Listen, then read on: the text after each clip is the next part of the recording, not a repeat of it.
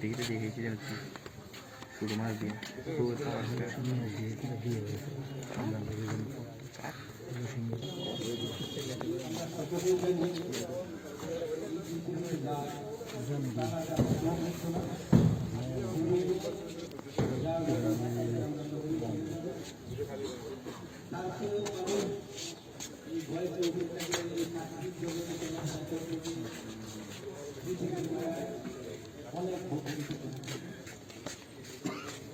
সবাই ওনাকে সাক্ষ্য দিয়েছে যেমন এই মসজিদ সাধারণত মসজিদ কমিটিতে সহনীতিবান আদর্শ অন্তর্ভুক্ত করে থাকে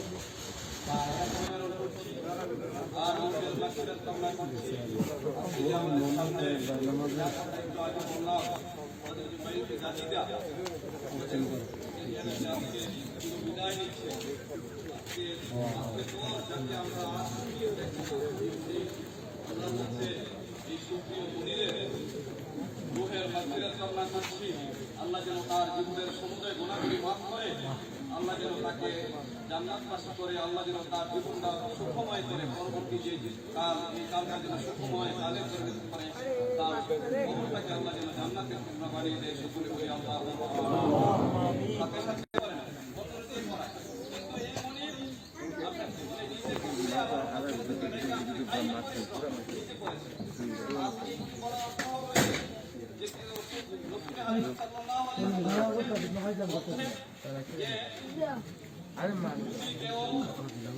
পরপারে চলে যায়, মৃত্যু মুখোমুখি হয়, তার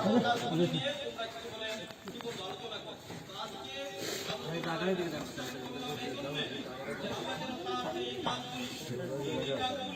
তোমরা কি বলে কি বলবো আলোচনা করো।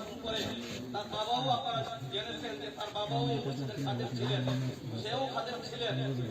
তারপরে আপনার জীবনে অনেক কি বলবো, তার জীবনে সামাজিক ভাবেও তার যথেষ্ট কি বলবো, আমি দেখি নাই, আমি ছিলাম এই গ্রামে বড় হয়েছি, আপনার জীবনে আমি পড়াশোনা করেছি এই গ্রামে, আমি এই গ্রামে শিক্ষকতা করেছি।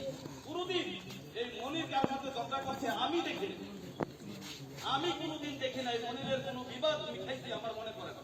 এখানে আমার মেম্বার সাহেব আছে, বর্তমান জনপ্রতিনিধি যারা তারাও আছে, কেউ এই কথা মনে হয় বলতে পারবে। তো যাই হোক, আজকে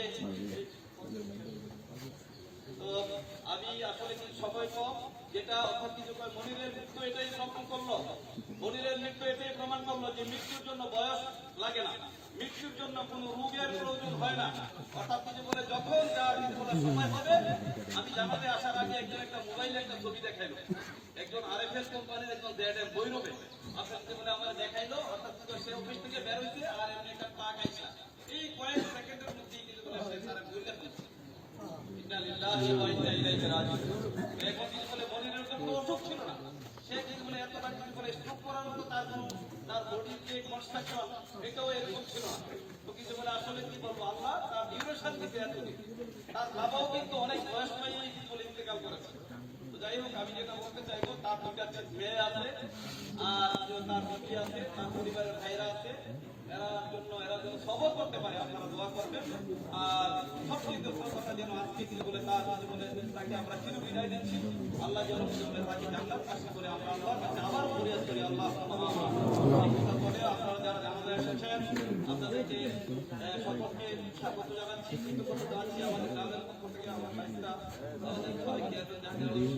ছেলে রনিও আসছে, একদম স্বাগত জানাচ্ছি।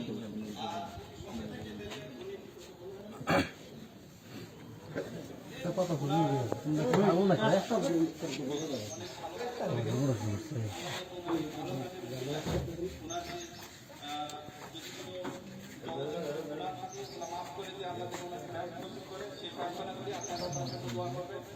ওনার যে পরিবার